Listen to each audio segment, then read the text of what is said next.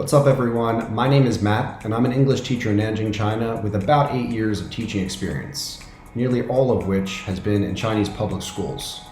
I know that there are many challenges when it comes to teaching English, especially in public schools with large classes, and unfortunately most teachers are not really set up for success.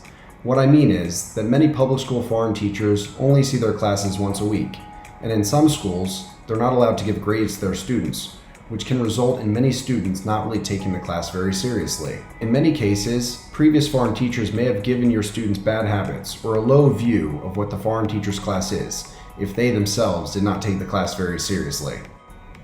Oh no, it wasn't you, was it? This is awkward. And as a result, your students may think they don't need to pay attention in class. To make matters worse, most teachers receive little to no practical training about how to go about conducting these large classes. Most of the time, teachers are just given a book and told to teach the content. Some teachers resort to searching online for help. Welcome to my channel. Please hit the like button and subscribe. Sometimes these websites may yield some okay results for ESL games. However, the vast majority of these games are designed for small classes where it's easy to have all the students participating simultaneously, and classroom management is not a problem. If you try those same games in a large class, you may find some success here and there, but the vast majority of the time, you will likely find it ends up being a very disorganized mess, and classroom management is the one aspect that may be the death of your class. With large public school classes, I think having a well thought out PowerPoint is a big key to success. In my experience, the more time I spend making my PowerPoints airtight and seamless with eye-catching design, beautiful pictures, Chinese translations, and easy and fun games that the whole class can understand, generally the more classroom control I have and the lower my overall effort and stress is during the class. Today I want to show you an example of a PowerPoint lesson I created for a public school grade 5 class.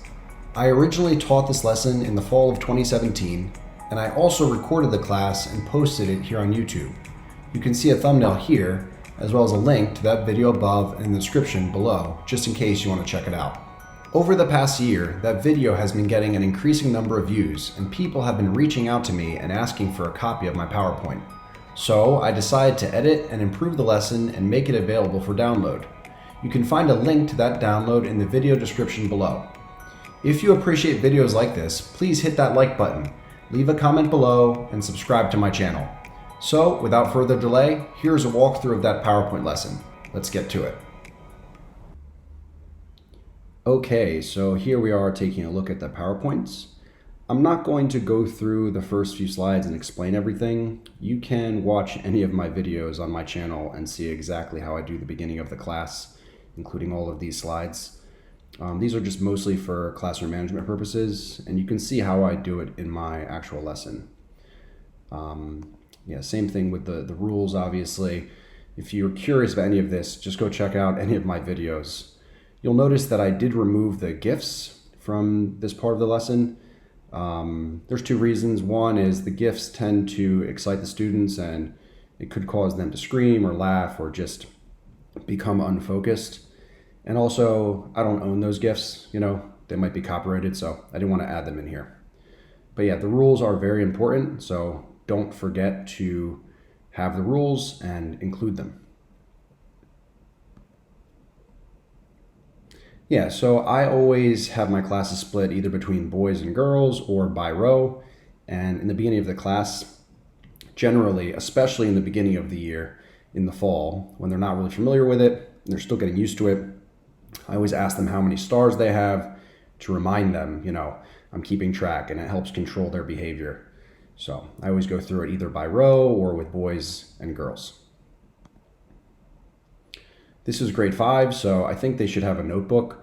It's up to you. If you want to have them have a notebook, but it does help. And if they're taking notes during games and stuff later, they can refer to their notes. So I do think it is helpful. As far as the warm-up, I have not been including a serious warm-up in most of my classes just because I don't have a lot of time. And if I see my classes once a week, a warm-up is really going to take up a lot of the time. So the way I warm my class up is the rules and the review, But of course, if you want to include a warm-up, you can just add it there.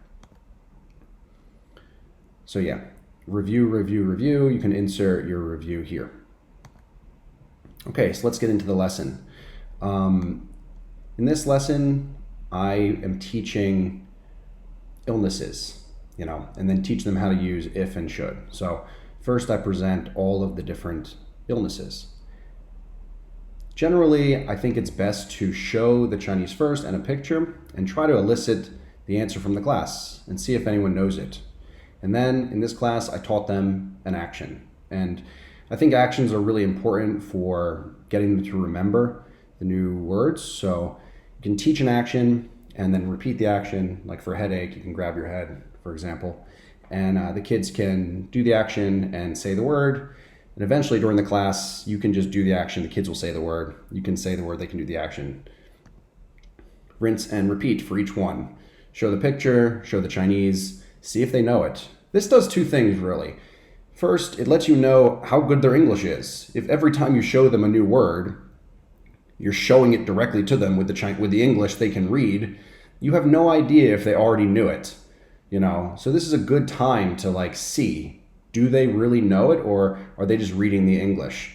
And when you're designing your classes later, it'll be really helpful. So definitely just show the picture and the Chinese and see if they know. Also, this is an important thing for learning because they're not even sure if they knew it. If you show them the answer, they might think, well, I knew it, or did I? So always show the Chinese or whatever country you're in, show the translation. If you do download this PPT, as I said, there's a link below to download it, and you're not in China, you can change the Chinese into whatever the local language is. Easy enough.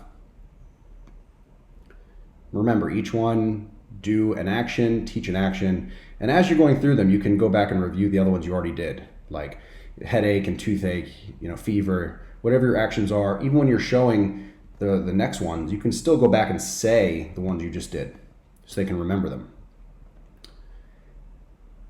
As I said, I did teach this lesson in 2017, and there is a video. I'll link the video to the top of the screen again, so you can click on it, and you can see how I am going through this part of the lesson, how I am doing the actions, getting them to say it, and so forth. Okay, here they all are again, and I just go through and re-drill them, re-say them, make sure they all know them, and they're familiar with the actions. Okay, so our first real game, this is the same thing. I'm just using numbers and the vocabulary. So generally, if you're playing a game like this, use something that they know really well, and then the new vocabulary. So in this case, they know the numbers 10, 20, 30, 40, 50, 60, right? So you can use those numbers to get them to drill the new words. So for example here, I always start by saying the new word, and they have to say the corresponding number. So I would say a headache, and they have to say 20. The first student who says 20 can get a point for their team. 60, a fever. Okay, whoever said it first. If you can't tell who said it first, you can either give each team a point or tell the class that if it's a tie, no one gets points. And after you do it with you saying the word, them saying the number, you can switch it. And you can say the number and then they say the word, which is obviously harder. So always go with you saying the new word first and them just saying the number or whatever. You could use vocabulary from a previous week.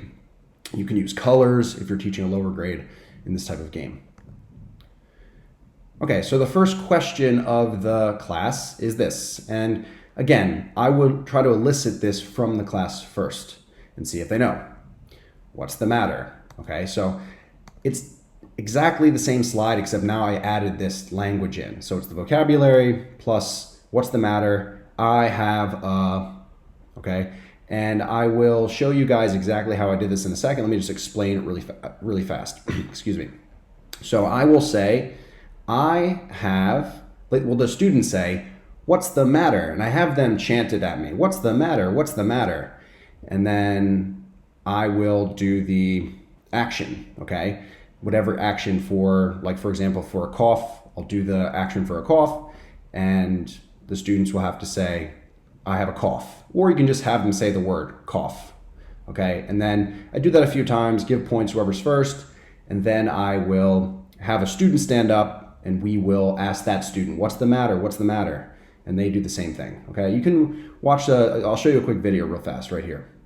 Okay, ask me, what's the matter? What's the matter? What's the matter? What's the matter? I have a fever. Sick! She was first. Girls get 1 point. Ask me again. What's the matter? What's the matter? I have a cough. 14. 14. He was first. Good job. Now, who would like to try? How about you stand up? You stand up. Everyone, look at him. Stand up. Look at him and say, what's the matter? What's the matter? What's the matter? What's the matter? I have fever. 16. Very good. Both teams get 1 point. Good job. Sit down. Who else would like to say? Okay, you stand up. Everyone, look at her. What's the matter? What's the matter? What's the matter? What's the matter? I have a fever. 15. Ooh, a tie again. And Mr. Matt gets a point. Very good. All right, yes, you stand up. What's the matter? What's the matter? What's the matter? What's the matter? I have a headache. 20. Ooh, these two were first. Very good. 20 is a headache. Good job. Very good. One more. Who would like to say? Okay, so part 2. In this part, I'm teaching more vocabulary, more phrases, okay? So in this class for grade 5, I expected that they know a lot of the words in the first section, okay? They should know headache, they know cough, they know cold, they know a lot of these, okay? So the main part of this lesson is not these vocabulary words. I just want to make sure that they all know them. I mean, I can't just assume that they all know these words and be like, oh, I know they all know them, it's no big deal, and then just teach like into the harder part of the lesson, and then they're all kind of left behind. Or even students who do know it but need a refresher. You got to refresh their memories. So I think here, even though there's going to be 12 new like words, whatever, it's not a lot for them because maybe only like if they're grade 5, maybe only like 4 of the words are totally new, and the other ones they already knew. They just need a refresher. If you're teaching it and it's grade 5 and they're a little bit lower level, reduce the amount of vocabulary. Adjust the lesson. But yeah, so first show the Chinese, show the picture, see if they know it, do an action. Wear more clothes. Again, I'm teaching more actions here. Same thing. Drink more water, and drill it, do the actions. Just go through each one, same thing. Show them, teach them an action, drill the word, drill the phrase. And continue with each one. If they're writing in their notebook, as you'll notice I have a notebook icon here. If they see the notebook icon, they should be writing it down. That's how they know to do it. It's really helpful if they do write it down, especially if you know that it's a lesson that there's going to be a lot of new stuff here for them. And if you're not teaching this lesson only in one day, if you have 2 days to do it, that's even better, obviously. You can work your way through this part of the lesson slower, make sure they can write everything down, and you have more time to drill it and stuff like that.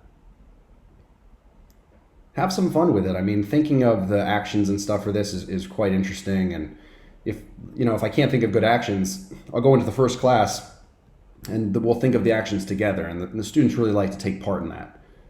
Okay, so second game, hot seat game. Now you can play this with flashcards, or I have it already set up here on the PPT.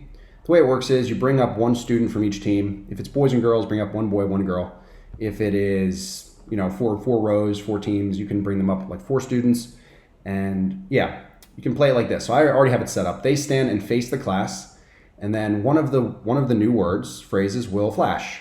And the students need to do the action. That's why you just taught action. So they're going to do the action, and the students in the front, they can't see what's flashing on the board, right? So they need to watch their classmates, and their classmates do the action for drink more water. The first student who says drink more water gets a point.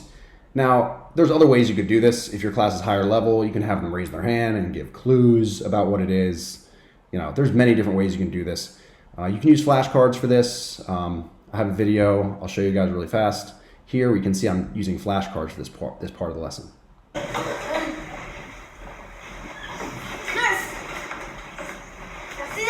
Very good. See the nurse. He is first. See the nurse. Good job.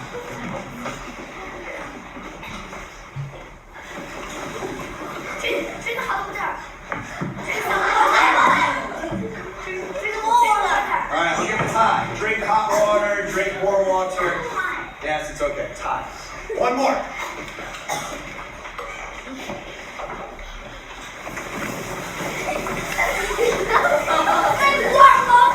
Good. Wear more clothes. Good job. Okay, you two sit down. Okay, so yeah, you can see how I'm doing it there. And like you said, you can use flashcards or use these things on the PPT, on the PowerPoint. I already have set up for you. So it's up to you. If you know your class has good computers in every room you're going to be in, you just depend on the PowerPoint, but it's always wise to bring flashcards just in case. Okay, teaching part 3. So here we are teaching the actual harder part of the lesson, the part of the lesson maybe they don't know. So first I show the Chinese. Again, show the Chinese, see if they know it, okay? Say it a bunch of times with them so they know. Then I show them a sentence. See who can translate it. You can even teach actions here for every word if you'd like. You don't need to, but you could. You can think of an action for should. It could be anything, any action you like that can be associated with should. You should see the doctor, whatever. You can think of an action, something that's going to feel natural to you, the kids can do. You don't need to, you really don't need to. And the second one, get someone to translate it. There you go, okay? Say them both again and move on. Here you're going to drill it. So when they see this, you can have a student raise their hand if you want to keep good control of the class. You show it, you say, who can tell me what it is? And they need to raise their hand and say, you should get more rest. Okay, move on. The class should say it, they can see it there. Whole class says it, move on. Again, you can call on a student or call on a row. This row is stand up. What is it? You should drink more water. Okay, thank you, sit down. Row 2, stand up. What's this? You should wear more clothes. You can give them points. I tell my classes, whoever says it best, if all the students are saying it, they can get 5 points. If I notice that some students aren't saying it, they can only get 4 points or 3 points or whatever. There's different ways of doing it. You could do all girls stand up, say it. All boys stand up, say it. There's so many ways you could drill this. You can watch other videos I have on my channel. You can see different ways that I drill. There's so many ways you can drill. You can even make it a quick game, like, okay, next one, whoever says it first can get, points. If it's a phrase like this, you won't even know what they're saying. It'll be like, they'll say it so fast. You should take some medicine. And they'll say it so quickly, be like, I don't know who said it. I don't know if they said it right. So it's wiser with more control to do it by rows. Do it by rows. Again, rinse and repeat, go through each one. Okay? Then you can just, there's different ways you can do this lesson. Like at this point, you could fake an illness or something and you have a cough, you're doing the cough thing and you can say, what should I do? What should I do? You can even do that before you show it and see, can they understand you? Do they understand what you're saying, And they can raise their hand and give you their opinion. You should see the doctor, you should take some medicine, whatever. Again, same thing with should. Now you're teaching if, okay? If you don't speak Chinese or you can't read Chinese, make sure you understand the lesson before you go out there and do it, or have a note thing in front of you so you know what these Chinese characters mean, so you're not in the class I'm not even sure, they're giving me the right answer. But definitely show the Chinese first, see if they know it. Again, here, if you can't read Chinese or you can't read the local language that you've written this in for your class, have it on a card in front of you on the desk, so okay, on the if slide, what's the first sentence say? So you're not guessing, someone raises their hand and they tell you and they're wrong and they're like, yeah, that's right. And then you show it and you're like, no, that's wrong. You want to make sure make sure it's all there and ready for you. Okay, so let's move on. So here you can say the whole thing, I have a cough, what should I do? And raise your hand and see if any students can give you the full answer. Call on a student, they stand up and they can see here what it should be, right? This is just one possible answer if someone has a cough, but they can say, if you have a cough, you should take some medicine. And then, the whole row can say it, or you can just give that student a point and move on, There's so many ways you could drill this. In my class, generally I'll show it to them and I'll make the whole class say, I'll point at each one, I have a toothache, what should I do? The whole class says it. I want to get them used to saying this as well. Or you can say it yourself for a few of these slides and then get them to say it. And then call on a student or have a whole row stand up and they should say, if you have a toothache, you should see the dentist. Good job, row 3 points, okay? Move on to the next one. And really, if someone's not saying it with the group, if they're not doing it, call them out. He's not saying it. Row 3, this boy, he's not saying it. This team only gets 4 points, not 5. And then the whole class, the whole row will look at him like, Why didn't you say it, and that'll encourage him to say it the next time.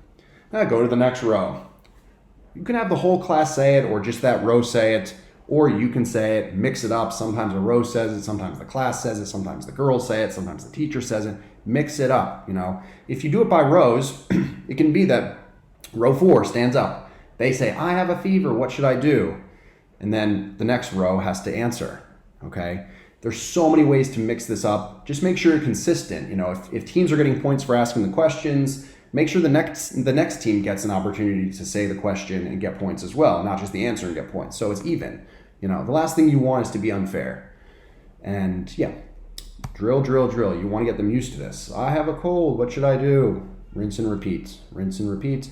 They can do the actions as well here. Some of them might instinctually do the actions as well because they're getting used to the actions, and the actions help them say the words. So it may help them. And if they do the actions, you can give them points and say, wow, she did the actions, she can have extra points. Or this row did the actions, they can have extra points. So there's so many different ways. Here, just like an overall slide again, you can call 2 students up to do it. If you have die you want to use, you can bring the die out and they can do it, or you can do it by rows, like a whole row stands up. I have a headache, what should I do? And then a student from another row stands up and gives them advice what they should do.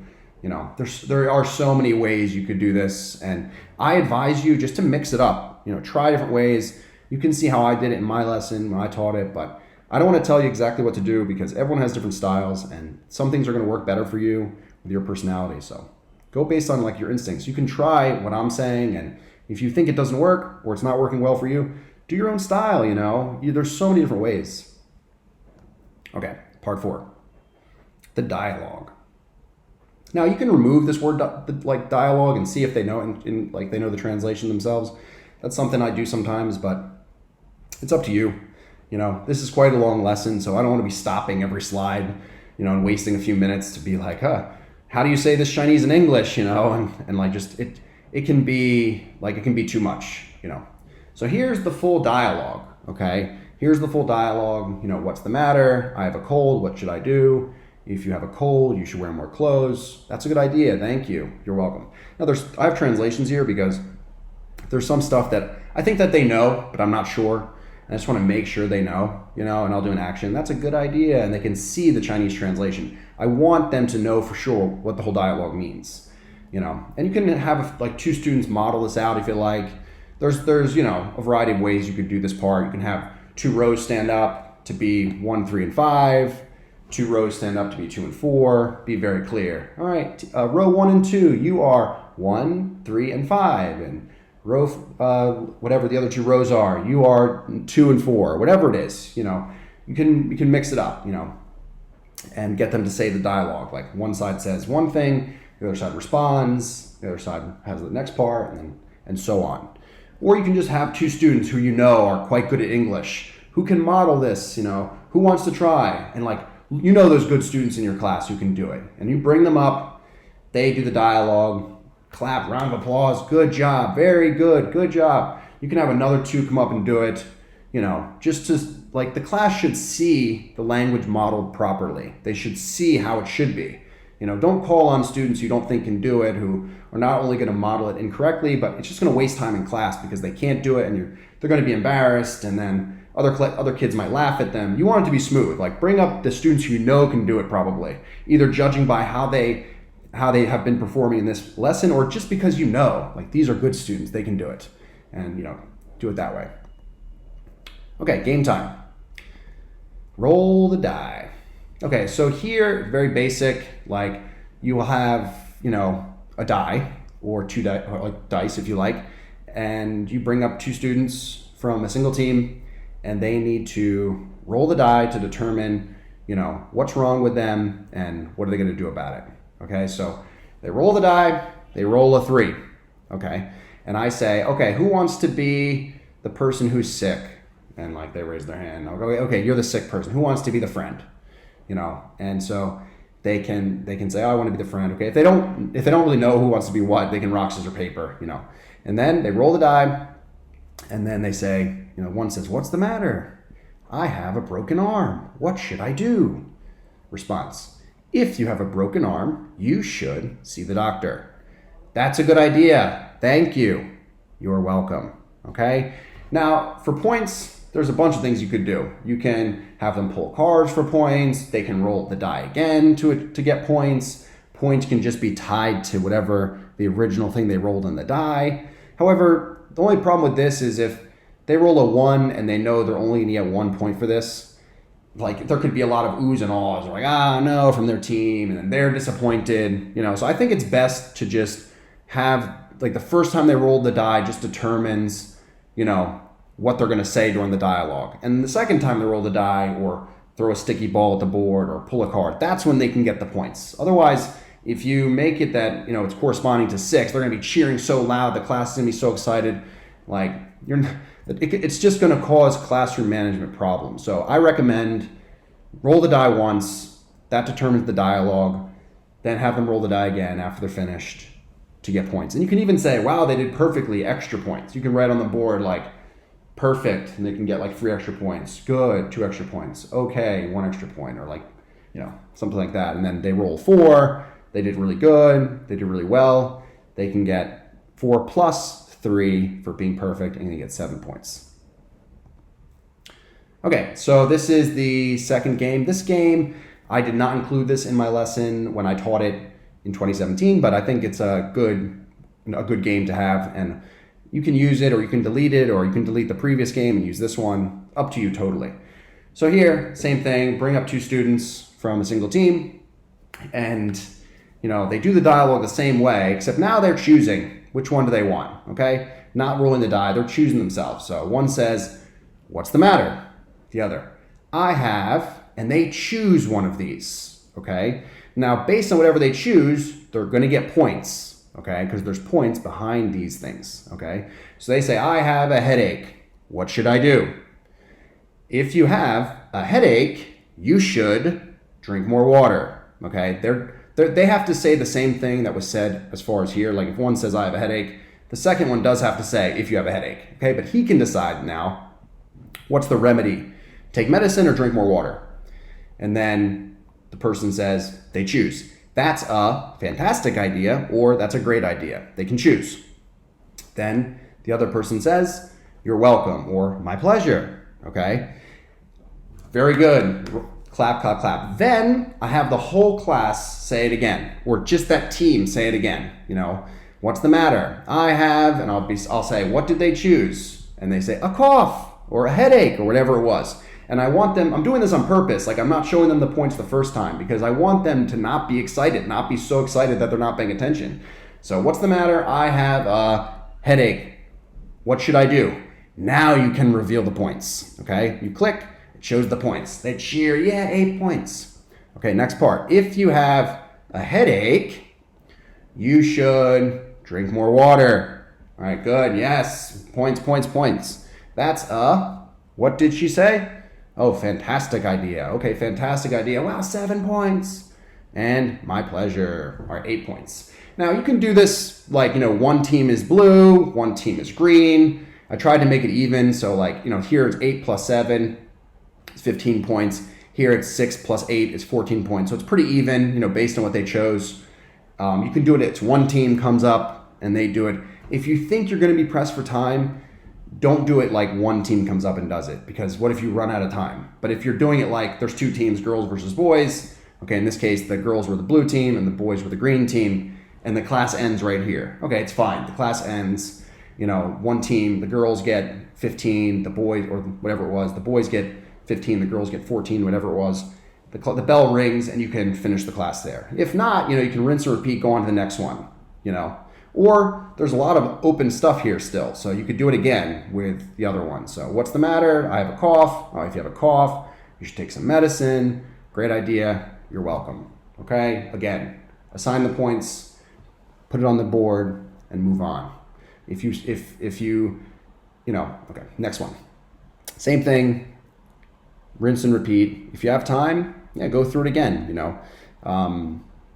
and then at the very end, I just have a review. If there's time, I like to have these at the end just in case you get through these games and like the bell still hasn't rung, you might have 5 minutes left. you want to have like an overall review you can do with them. You know, they can be rolling the die again, or you can just be walking around the room. You know, you can tell them to work in pairs. You know, okay, work with your desk mate. You know, they have to do the dialogue themselves, or you can walk around the room with the flashcards, and you can hold up the flashcard for a toothache, and like, okay, you stand up. They say, I have a toothache. What should I do? And then another student gives the answer. There are so many ways you could do this. I mean, again, like I tried to make this PowerPoint in a way that like there's a bunch of ways you could teach it based on your style. But yeah, like I said, there's a link in the description. You can download this PPT and teach it yourself. And I think, you know, if you don't want to spend all this time making a lesson yourself, you know, I spent hours making this lesson. It's been refined, and like I tried to make everything beautiful. Yeah, you can download it and save yourself a ton of time, and you'll have a great lesson to go and teach, you know, yourself. At the end of the lesson, make sure you count the score and yeah, say goodbye to class, award a star, round of applause, and yeah, thank you very much. Okay guys, I really hope that walkthrough helped you. Thanks for sticking around to the end of the video. And like I said, there's a link in the description. You can download that PPT and be ready to go in minutes. And like I said before, I think having a good PPT will really help you in class. If you have something which the students want to look at and it flows and it's beautiful and they have good games and activities, they have the translations and everything, your class will go a lot more smoothly. And I mean, if you teach a class like 10 times a week, the same class, that's like 8 or 9 or 10 hours that you're teaching that class. And if you don't have good material and you don't have a nice PPT, or you don't have a PPT at all, that is very, very stressful for the teacher. It requires a lot more of you. But if you go into the class with a nice PPT, it'll make your life much easier, you know? So I think spending time to prepare for the class, have a nice PowerPoint, will really make your job and your week much easier. So that's why I've made this PPT available for download. You can just go into the description, click that link, and you can download it yourself in minutes, and it'll save you hours of prep. So I really hope you guys can find this useful. And if you did, please like the video, subscribe, leave a comment below and let me know. And yeah, I'll see you in the next one. Bye.